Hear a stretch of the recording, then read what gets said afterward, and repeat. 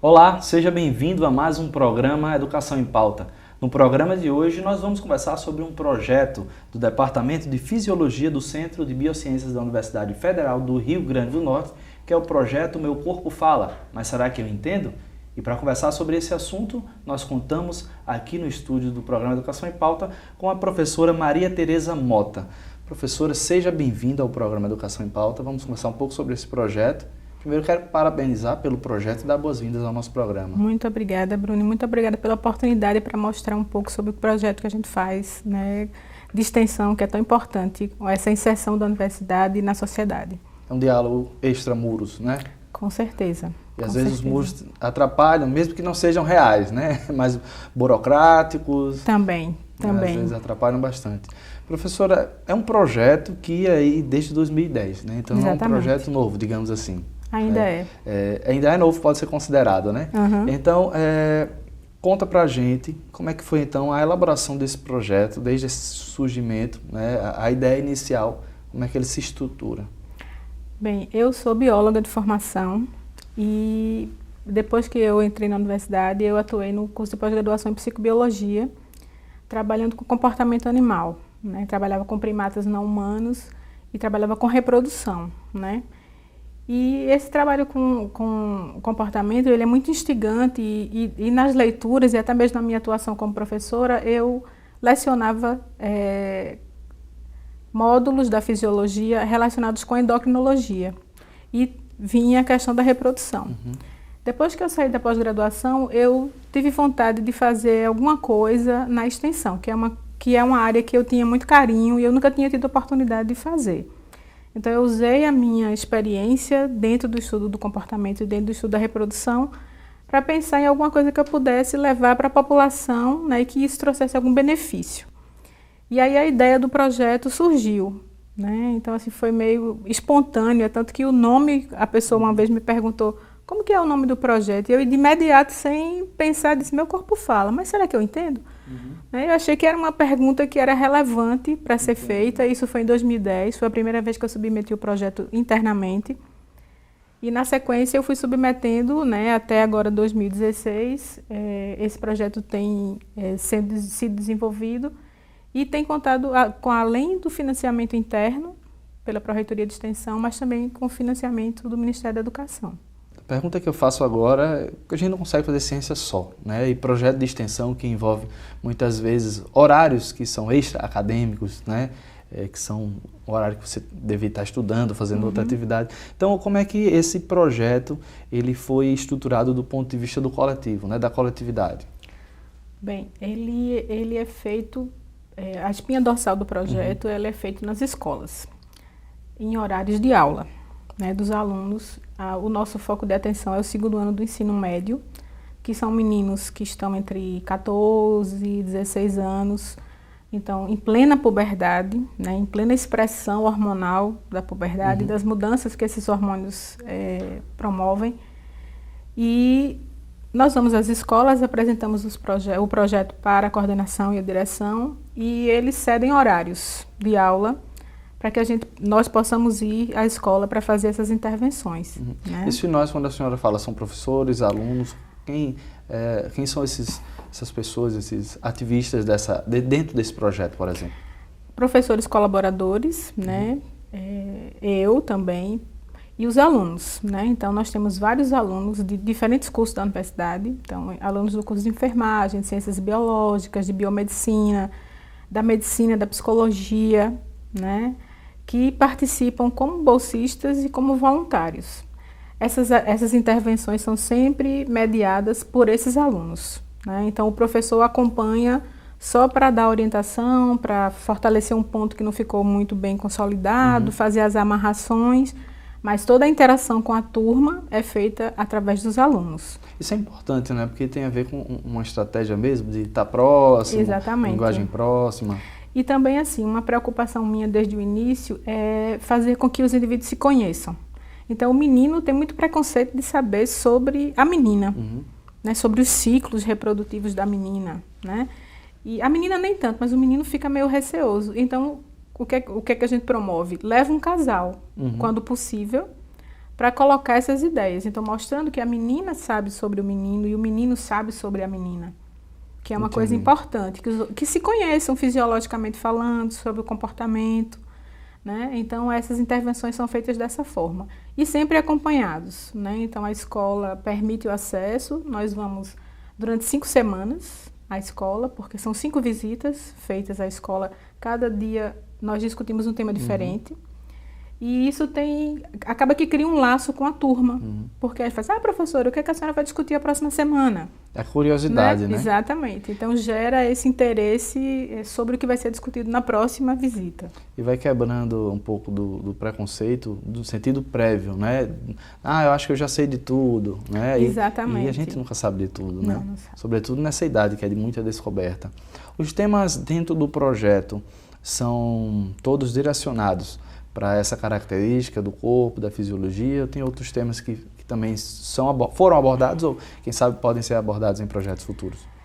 De início, nessas 5 visitas, nós falamos sobre a fisiologia reprodutiva masculina e a puberdade, então todas as alterações que o menino vive, né, durante a puberdade, mudanças de comportamento, mudanças físicas, e na sequência falamos sobre a menina, né? Então falamos sobre o ciclo ovariano, que é muitas vezes deixado assim de lado, no sentido que a menina não entende o que está acontecendo e ela tem sinais muito claros do que o corpo vive, mas ela não sabe discriminar esses sinais e nem sabe explicar e dizer o porquê deles. Então a gente tenta esclarecer sobre essas questões, né? Fala da TPM, né? Que é uma coisa que, né, tem mitos, tabus com a TPM, né? Coisas até engraçadas às vezes. Pois é, falamos um pouco da TPM. Num terceiro momento, discutimos os anabolizantes, né? O uso, porque essa faixa etária é uma faixa muito vulnerável, porque você tem toda uma construção do indivíduo quanto ao comportamento e ao interesse sexual. E o anabolizante, muitas vezes, é uma forma rápida de você adquirir um físico atraente, se tornar interessante para o outro, mas aí o adolescente não vê o risco que ele está correndo. Muitas vezes ele até vê o risco, mas ele não considera. Ele pensa muito a curto prazo, então ele não pensa o que é que aquilo pode trazer mais à frente. E essa metáfora, eu achei, vou retomar isso, bastante interessante, né? O meu corpo fala, é uma linguagem, né? Exatamente. Tenta trazer para eles que as consequências, os efeitos, as ações vão trazer, assim como uma linguagem, indícios, né? Exatamente. Isso para eles, do ponto de vista metodológico, também foi bastante interessante para que eles pudessem entender. Agora eu estou usando anabolizante, mas mais na frente eu posso ter a repercussão, né? Para entender essa parte linguística. Nós não temos a dimensão, Bruno, do que esses meninos sabem. Essa intervenção é particularmente interessante porque os meninos sabem. Eles sabem os medicamentos que devem ser tomados, eles sabem as rotinas de aplicação. Eles sabem de tudo. Né? Os mais recentes, né? Os mais usados, o que traz melhor resultado, eles sabem de tudo. Né? Mas aí mesmo sabendo disso, não toma o cuidado, né, de fazer um exame clínico anterior. Né? Ele pode até fazer o uso, mas ele precisa saber que a medicação traz sérias alterações corporais. E eles fazem isso sem nenhum tipo de supervisão. Fora aquelas substâncias que não são, digamos assim, criadas com esse fim de anabolizante, né? Exatamente. E aí a questão também do uso de seringas descartáveis, tudo isso que pode provocar outros problemas decorrentes desse uso já inadequado 2 vezes, dessa característica. Por parte das mulheres, né? Não é muito frequente. Não? Não é muito frequente. Pelo menos o que nós vemos nas escolas, não. O grande interesse é sempre pelos meninos. Sempre pelos meninos. Então o público-alvo é sempre, a maioria? É mais o menino, porque realmente é aquele que busca isso mais fortemente. Não que a menina não procure, ela pode até procurar. Opinião, a busca, ela representa uma característica social, curiosidade, o mundo talvez machista, não sei. Mas as mulheres, elas não precisariam também discutir, já que tendo em vista a questão da maternidade, de algumas decisões que são particulares dela, que acabam influenciando em doenças sexualmente transmissíveis, ou então na própria maternidade? Também, mas o anabolizante, particularmente falando, ele é mais buscado pelo adolescente Sim, pelo anabolizante com esse tempo. Mas eu digo assim, voltando para a sexualidade, por exemplo. Tá, como é que é essa divisão? Também assim, a gente tem mais homens, mais alunos? Não, aí o interesse é disperso nos dois, né? Porque falamos sobre anabolizantes e na outra semana seguinte falamos sobre doença sexualmente transmissível. Uma garota que namora um rapaz, só que eles não tomam precaução com relação ao sexo, né? Não usam preservativo, não usam contraceptivo, e aí ela se contamina, né? E vai buscar um posto de saúde para poder ser orientada, né? Então, na peça a gente coloca um médico que fala, que aconselha, que faz o diagnóstico, que dá o alerta, que mostra como deve se proteger. Né? A senhora citou a questão da peça, né? Tem várias estratégias dentro desse projeto. Tem Eu queria várias. que a senhora pudesse contextualizar essa questão da peça, um pouco mais lúdica e com características. Às vezes a gente tem até vergonha de fazer uma pergunta. É pensado isso também? É na quarta visita que faz a peça? Na quarta visita. Como é que funciona esse texto da peça? Esse texto da peça foi escrito pelo grupo e também tirando alguns parâmetros da internet, né? São os próprios alunos que fazem a dramatização. Tem um narrador que conta a história da menina, porque a menina é o personagem central. Então, conta a história da menina nessas duas situações e os meninos vão representando as situações que estão sendo narradas. Então, tem a menina, aí tem o namorado, aí tem uma amiga com quem ela se confidencia, aí tem a médica que dá o aconselhamento.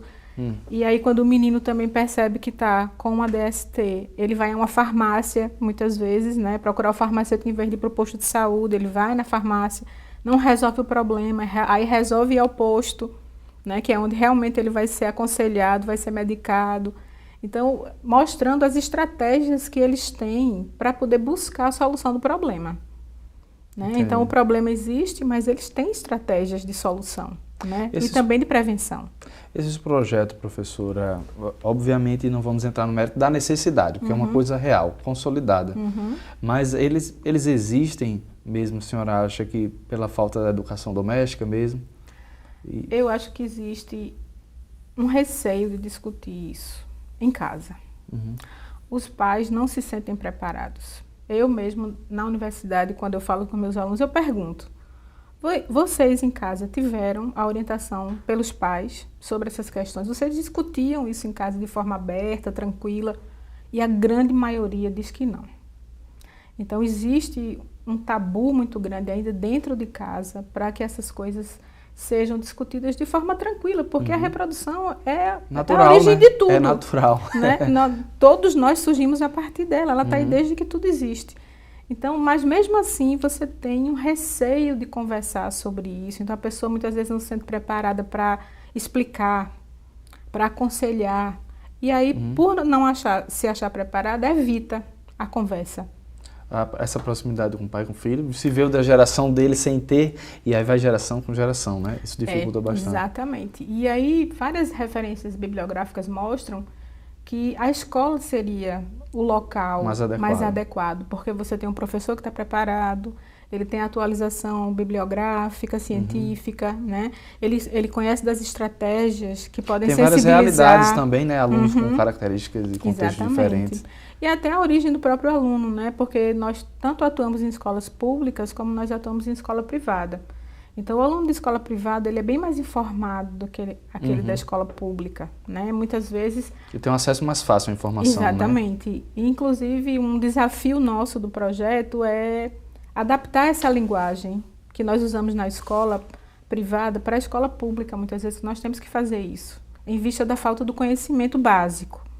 E até algumas coisas técnicas, termos, exato, né? Termos, que o menino na escola privada consegue saber para que serve, como é que as coisas acontecem, e o da escola pública muitas vezes não. Então, isso para nós, como atuantes em extensão, é um grande desafio e tem trazido muito reconhecimento pessoal da nossa atividade como mediadores, né, da transferência de informação. A gente vai precisar fazer um intervalo, mas a gente volta ainda sobre esse assunto. Tá ótimo, obrigada. Certo?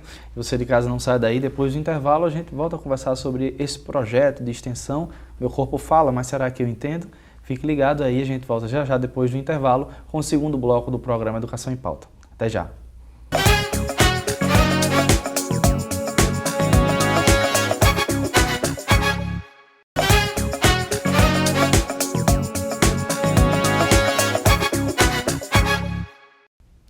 Voltamos com o segundo bloco do programa Educação em Pauta e a gente continua a conversar com a professora Maria Tereza Mota. Ela é professora do Departamento de Fisiologia da UFRN, do Centro de Biociências, e coordenadora do projeto Meu Corpo Fala, mas será que eu entendo? Professora, essa pergunta é às vezes até engraçada, né? Meu corpo fala, mas será que eu entendo? A senhora estava conversando no bloco anterior, eu tive que fazer a pausa, sobre esse reconhecimento, né, do trabalho que vocês vêm desenvolvendo. Às vezes o próprio Estado não chega, né, a própria escola não tem essa abertura, e aí tem algumas instituições, ou quem sabe até ONGs, que vão trazendo trabalhos, como um desses trabalhos, o projeto de extensão coordenado pela senhora. Como é que está esse reconhecimento desse projeto, professora? Bruno, eu acho que o grande reconhecimento do projeto é a aprovação pelo Ministério da Educação. Então, por 3 vezes, esse projeto foi selecionado internamente na universidade, foi encaminhado ao Ministério e nós tivemos sucesso na reivindicação de verba. O que é difícil, né? Até às vezes interno, o próprio projeto da instituição não tem verba para fazer projeto de extensão, né? Então, nós recebemos um montante significativo, que é todo investido no projeto, né, para construção de material, para bolsistas, né? Hoje, esse ano mesmo, nós temos 8 bolsistas, né, no projeto, que trabalham esses conteúdos na escola e em outras atividades que nós desenvolvemos que não a escola, né? Então, uma atividade que nós temos feito ultimamente, né, é vinculada à Cientec. Então, nós vamos à Cientec já pelo menos há 3 anos, com o stand brincando e aprendendo sobre reprodução. E através de jogos que todo mundo conhece, como tabuleiro, memória, painel. Outra estratégia, né? Perfil. Nós questionamos a população sobre temas relacionados aos temas que nós discutimos na escola. Na Cientec também tem esse foco destinado aos alunos do 2º ano, com essa faixa etária? Não assim ao foco do aluno. Quem entra no stand participa dos jogos. Né? Então, hoje, esse ano vamos trazer novos jogos, pescaria, roleta. Os meninos vão pensando e eu vou fazendo, né? Eu vou fazendo tudo que eles sugerem e realmente o stand é muito visitado.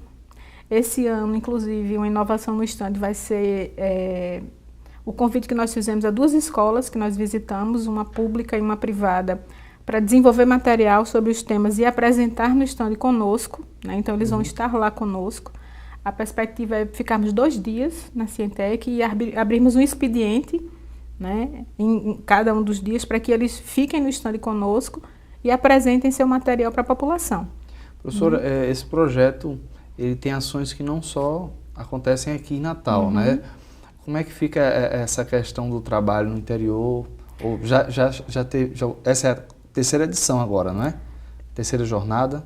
Essa é a jornada, essa que eu estou falando para você é a Cientec. A jornada é um outro evento que nós promovemos com mesas redondas e palestras. Mas do mesmo projeto? Tudo faz parte do projeto, né? Essas atividades paralelas. Só para ficar claro, foram 3 jornadas já dentro desses anos. Mas a terceira vamos ter agora, em novembro. Agora, na UFRN Na UFRN, no Centro de Biociências, no dia 3 e 4, né, de novembro, após o dia de finados, 3 e 4, nós vamos estar fazendo palestras, mesas redondas. O tema desse ano, como as ideias são sempre instigantes, né, o objetivo nosso é trazer temas que estão sendo discutidos na mídia, na TV, no jornal, na revista. E o foco esse ano é a mulher. Né? Então, todas as palestras e mesas redondas vão ter como foco a mulher nos vários ambientes. Então, a mulher na ciência, a saúde da mulher, a questão da violência contra a mulher, o empoderamento da mulher, né? Então sempre... Do estupro, né? Que é uma pauta muito presente esse aborto, né? Então nós vamos tentar trazer pessoas, né, para compor essas mesas e palestras para discutirem. Né? Professora Maria Tereza, a gente vê que o projeto tem várias vertentes, ações, né? Já falamos da jornada, do projeto na Cientec, e a pergunta que eu faço agora é dessas ações que acontecem, já houve uma no interior, né? Exatamente. Então eu queria que a senhora pudesse contextualizar como é que acontecem essas ações. Quem sabe uma parceria com a escola, com a prefeitura, que já aconteceu e se existirão futuras, né, dentro do projeto. Com certeza, isso é uma parte muito importante do projeto, né? Inclusive é a primeira vez que nós estamos fazendo isso dentro desses 6 anos E foi através de um convite de uma professora do Departamento de Zootecnia, que trabalha no interior do estado em assentamentos, que nós fomos conhecer o assentamento de Trangola, em Currais Novos. E eu visitei a comunidade 2 vezes, conversei com a população sobre os temas que eles achavam que seriam importantes para serem discutidos, porque sempre dá o diagnóstico, não adianta eu trazer uma proposta que eu faço numa escola para um público que não vai... Exatamente. Se a codificação do corpo é diferente, né? Já usando... Exatamente. Então eu fui à comunidade, conversei com as pessoas e fizemos a primeira intervenção no dia 3, agora de agosto, com uma ação voltada para a saúde. Né? Então, nós fizemos, isso foi na comunidade mesmo de Trangola, não foi no assentamento, porque aí você chama outras pessoas do entorno, né, para participar. Então, nós fizemos uma avaliação de saúde, então medimos a glicemia, medimos a pressão arterial, fizemos o IMC, que é o índice de massa corpórea, e aplicamos um questionário sobre hábitos nutricionais, né, mas quem aplicou foi uma nutricionista que está conosco, e fizemos um perfil nutricional da população. Na sequência, eu tenho um aluno no projeto que é do curso de odontologia, nós fizemos uma intervenção sobre higiene bucal. Né? Então, explicar sobre a higiene, a questão dos hábitos da escovação, a questão do uso do fio dental, né? Então, mostrando para a população como é que deve ser feito, dando alguns alertas. Enquanto ele fazia isso com os adultos, nós fazíamos através de teatro de fantoche a mesma intervenção para as crianças, com modelos, né, com figurinhas de escovinha, de dentição. Então nós fizemos também, construímos um teatrinho de madeira todo bonitinho para que a gente pudesse fazer essas intervenções. É um projeto bem versátil, né? Porque tem criança, tem adulto, tem... Isso também passa a ser interessante. Eu sou muito inquieta porque eu começo a pensar e vem uma ideia aqui e outra ali, vamos fazer. Se a criança... A gente não pode falar do mesmo jeito, né? Tem claro. Que usar de outra forma. E aí fizemos essa intervenção com relação à higiene bucal. Na sequência, a nutricionista, baseada nos questionários que foram respondidos, ela fez uma intervenção também, né, sobre a alimentação, sobre os hábitos. A gente identificou um índice muito elevado de sobrepeso e obesidade na comunidade. E a partir desse diagnóstico, ela fez a intervenção baseada no que ela tinha visto. Professora, a gente sabe que em projetos de extensão, pelo próprio nome, tem essa característica da ação, né? Agora, a pergunta que eu faço, esses dados, eles podem servir para algum tipo de pesquisa? Foi objetivo da ação de extensão ou não? Por enquanto, realmente é só a ação no lugar de conscientização instrucional, educativa? Esses dados podem ser usados para fazer um estudo de caso, né? Então, traçar um perfil da população quanto a esses hábitos alimentares. E a nossa proposta é essa mesma, né? Então, a partir do preenchimento do questionário, extrair desse questionário essas informações e tentar traçar um perfil, quem sabe até comparar esses dados com outros municípios que nós pretendemos visitar. Né? A próxima visita, muito provavelmente, vai ser feita ao município de Parelhas. Então, lá, vamos tentar fazer a mesma intervenção. Depende do tamanho do grupo. Né? Porque em Currais Novos tem em torno de 40 pessoas, 40 adultos, né? Além das crianças, em torno de 15 crianças. As crianças nós não fizemos nenhuma intervenção, só foi a questão da orientação sobre higiene bucal, foi mais com a ação do adulto com relação à nutrição. Dificuldades para até que a gente possa dizer, a data tal a gente vai estar no município tal, né? Tem que mobilizar pessoas, orçamento, é muito difícil, professor. Quais são as principais entradas? Orçamento hoje não é um problema para nós, porque nós temos verba, né? É mais a questão de mobilizar as pessoas. Né? Então, nós dependemos localmente de alguém que mobilize essas pessoas e traga para próximo, para quando a gente vá à cidade, nós possamos conversar, né, e fazer o trabalho. Então, realmente dependemos deles, já que a gente está na capital, né, longe muitas vezes dessas cidades, então dependemos realmente da boa vontade, do interesse, do investimento dessas pessoas nesse sentido. Queria falar um pouco sobre esse material, né? Desde o início do programa a gente pôs aqui à mesa, tem essa publicação da editora da UFRN. Exatamente. De sua autoria, Meu Corpo Fala, tem o título do projeto, né? Tem. É um livro e, além, obviamente, do projeto, o que consta nele aqui, professora? Esse livro, ele tem como proposta deixar para a escola algo físico do que é desenvolvido nas 5 visitas que nós fazemos, né?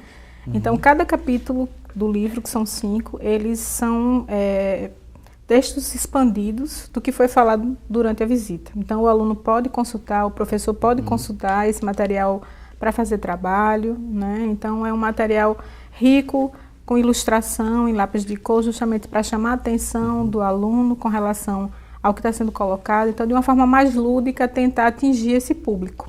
Que às vezes, quem sabe, o livro dele pode ter, né? O livro, mas às vezes com bonecos ou com ilustrações que já estão tão acostumados no dia a dia. Esse pode ser um material complementar. Com certeza. Né? Inclusive com desenhos. Quem fez esses desenhos, professora? Uma aluna do curso de artes da UFRN, que nos ajudou, Graça, que fez essas ilustrações que ficaram muito bonitas. E o livro é muito bem recebido, né? Tanto pela direção como pela coordenação. Por onde a gente passa, nós deixamos vários exemplares para as bibliotecas. Então, realmente é um material rico. Eu sou muito vaidosa com relação a tudo que nós produzimos com relação ao material, porque são o que fica, de né? muito boa qualidade. Outros materiais, né? Além disso... Foi feito um cordel e achei bastante interessante. Deixa eu pegar um aqui. Com esses mesmos temas, né? Essa questão das diversas estratégias. A gente está no Nordeste, tem tudo a ver, né, professora? Exatamente. São ideias que surgem do nada. Eu cheguei em casa um dia à noite da universidade e vendo TV, vi uma matéria sobre os talentos do RN e um dos talentos era um cordelista. Eu fiz, poxa vida, a gente pode transformar o livro numa linguagem mais acessível. Né? E aí convidei o cordelista em questão, que foi José Acassi, que aceitou o desafio de aprender fisiologia, né, reprodutiva. Teve que ler o livro para depois fazer o cordel. Teve que ler o livro para poder escrever os cordéis. Ilustração e capa de Ariano Albuquerque. E aí Adriano, que trabalha com a Cassi já há muitos anos, é quem fez a ilustração. Uma vez que o cordel ele fugiu do tamanho comum, eu pedi a ele que ilustrasse para não ficar monótona a leitura, já que você está trabalhando com um indivíduo jovem, né? Então a ilustração é necessária. Então nós fizemos os 5 capítulos na forma dos 5 cordéis, né? Então tem fisiologia masculina, feminina, reanabolizantes, DST e gravidez e comportamento sexual humano, né? Então isso também é deixado nas escolas, né? Esse material é todo deixado na escola para que os professores possam usar. Então, ele pode ser cantado, pode ser lido, né? Então, você tem várias formas de usar o cordel como um instrumento de ensino. Quem sabe no dia do cordel, né? Pode ser levado também. Exatamente. Interessante. Temos alguns materiais aqui também, são todos ilustrações, né, professora? Esses aí são materiais mais curtos, que nós entregamos após as visitas, né? Que aí fica um para cada aluno, que eles podem levar para casa e fazer a leitura, né, de uma forma mais tranquila, mais calma. Temos um outro livro que está para ser lançado, né, que foi fruto da primeira jornada, né, que foi em 2012. Então, todas as mesas e palestras foram transformadas em capítulo de livro. E esse livro está para sair. Lançado já esse ano? Eu espero enormemente que seja. Estou esperando a resposta da editora para que ele possa estar disponível. Vamos torcer para crescer esse material. Com certeza. Professora, infelizmente o nosso tempo acabou, mas eu parabenizo mais uma vez pelo projeto. E muito obrigado pela entrevista. Enormemente a oportunidade, assim, são espaços como esse que são importantes para que a universidade possa mostrar o que produz e o que sensibiliza a sociedade, né? Então, eu agradeço mais uma vez a oportunidade de estar aqui e falar um pouco sobre o projeto, que hoje a minha vida é ele. Minha vida acadêmica é muito esse projeto. Então, é muito importante para nós. Ok, parabéns também aos bolsistas, né? Também, com certeza. Sem eles, seriam nada acontece. Sem os alunos. Nada acontece. E muito obrigado para você de casa também, pela sua audiência. Infelizmente, a gente termina aqui um programa Educação em Pauta, mas na próxima semana a gente volta num encontro marcado às 10 horas da manhã pela TV Câmara, com reapresentação também aos domingos no mesmo horário. A gente se vê na semana que vem. Até lá. Tchau, tchau.